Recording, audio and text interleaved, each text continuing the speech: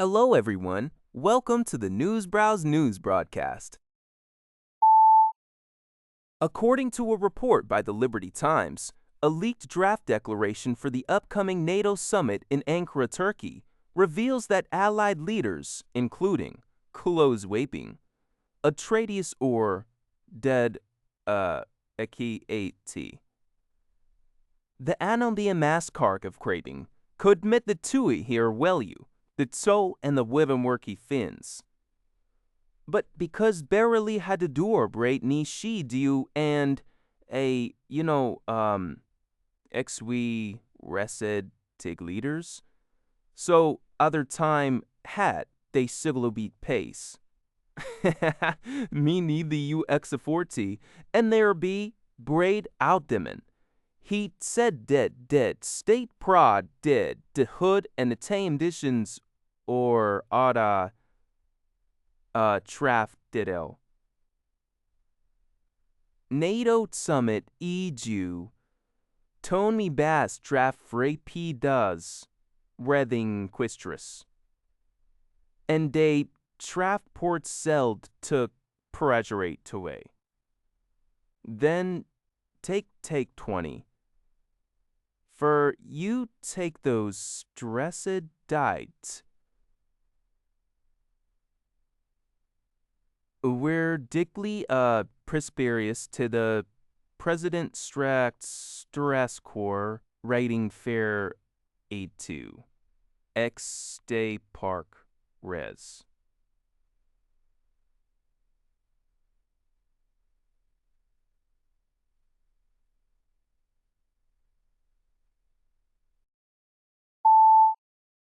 Al Jazeera reports that Canadian Prime Minister Mark Carney has secured a major investment agreement with British Columbia to build a new oil pipeline, successfully overcoming previous provincial opposition.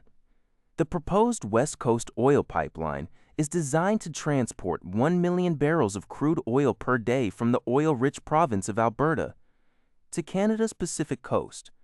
This strategic infrastructure project aims to expand Canada's access to fast-growing Asian energy markets and significantly reduce its economic dependence on the United States.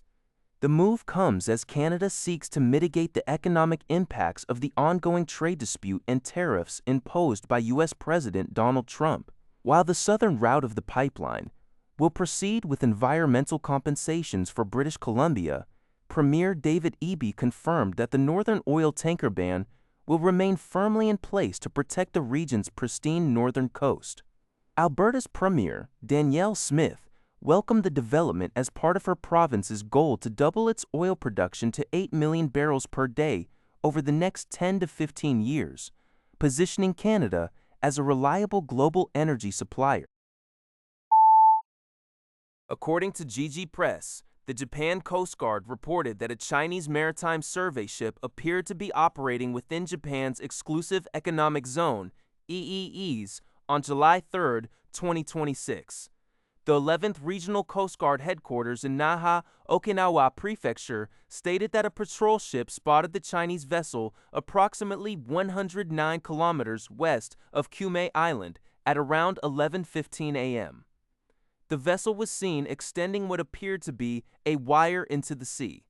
In response, the Japanese patrol ship radioed the Chinese survey ship, warning it that conducting maritime research within Japan's EESZ without prior consent is unacceptable, and urged the crew to halt the operation immediately. According to a report by Lion Hezobao, the Indian Ministry of External Affairs has announced that Prime Minister Narendra Modi will embark on an official visit to Indonesia, Australia, and New Zealand next week, starting on July 6th. The diplomatic tour is aimed at significantly strengthening India's relations with the Asia-Pacific region, shifting its strategic focus toward the Eastern Indian Ocean under its Act East policy.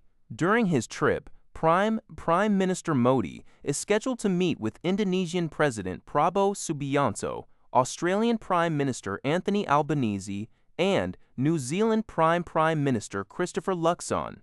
Prime Minister Luxon highlighted the historical significance of the visit, noting It is the first time an Indian Prime Minister has visited New Zealand in 40 years.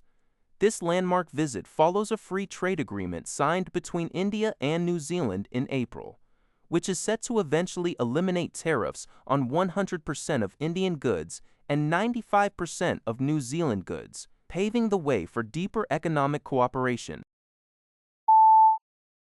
According to NBC News, Russian President Vladimir Putin acknowledged for the first time that Russia is experiencing fuel shortages following a series of deep-strike drone attacks by Ukraine on energy infrastructure. Putin noted that while the shortages have created problems, they are not of a critical nature, and a task force has been established to resolve the issue. The fuel crisis has manifested in long lines at gas stations across Russia, and particularly in Russian-annexed Crimea, which recently declared a state of emergency. In response, Putin convened an urgent Sunday cabinet meeting to discuss fuel distribution and a potential ban on diesel exports. Meanwhile, Ukraine has intensified its medium and long-range drone strikes on Russian territory to project power and pressure Moscow into negotiations. Although Ukraine reportedly proposed a mutual halt to strikes on energy facilities, Putin rejected this, claiming Russia's retaliatory strikes are far more painful. On the ground, Russian forces continued their offensive in eastern Ukraine, pressing toward the key stronghold of Kostiantynivka in the Donbass region. That's all for this video. Thank you for watching. See you in the next video.